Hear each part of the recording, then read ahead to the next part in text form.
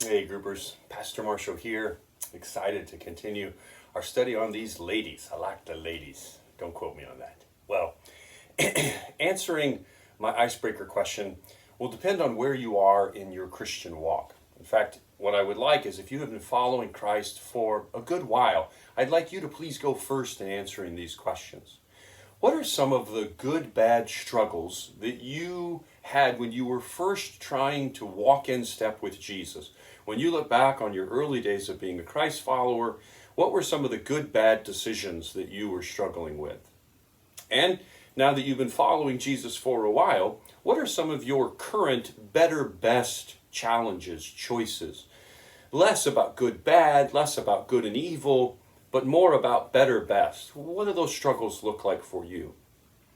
And then I would like those that are newer to following Christ, would you attempt to be transparent and share some of your current good and bad struggles in your attempt to follow Jesus, to walk in step with Jesus? Right now, what are the good, bad, good and evil? What are the struggles that you're going on with? Maybe it's about addiction, maybe it's about relationships, maybe it's about finances. What are some of the good, bad struggles that you're dealing with? Well, first, let's be reminded of our spiritual age. And so this chart will come up on the screen, and I'm asking you to think about, where do you fit in this chart right now? You may honestly be in unbelief. You may not have given your life to Christ. You may be an infant. You may have given your life to Jesus, but it's still just very new.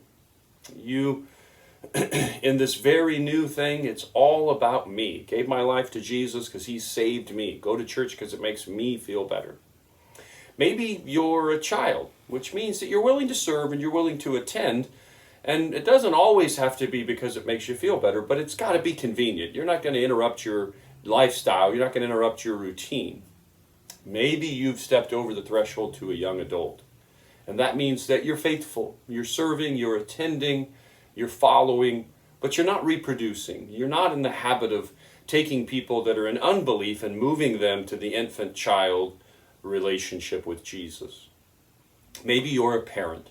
Maybe you are in the constant process of reproducing believers, followers of Jesus Christ. Maybe you're constantly connecting with people that are in unbelief and helping them move to that infant relationship, stepping across the line of faith, or helping them to mature in their infant relationship to being a child. Okay, now, before you read any of Jesus' response, what is your impression of Martha? Just talk about it in the group. I expect there will be some different answers.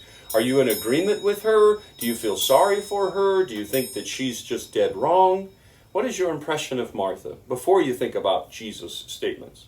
And then, what is your impression of Mary? Before you read those red letters at the bottom of our passage, what is your impression of Mary? Are you in agreement with her? Are you in disagreement with her? Is she a perfect model for us?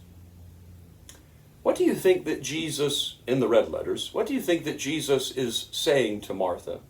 What do you think that Jesus means by the one thing, this eerie quote from City Slickers? What do you think that Jesus means by that? And then finally, how do we make serving and worship both best? How do we move from a better, best Martha Mary example? How do we move to making serving and worship both best? And that's the application that I challenged you with this week in the message that maybe you need to be reminded of. How is your serve-soak balance? How is your serving Jesus and your hearing Jesus? How is that balance in your life right now? Is the scale tipping one way or the other, or is it in perfect balance? And what's it going to take for it to move to perfect balance? Well, I hope that you have a great Bible study. Look forward to seeing you next week as we finish up our girls' road trip. God bless.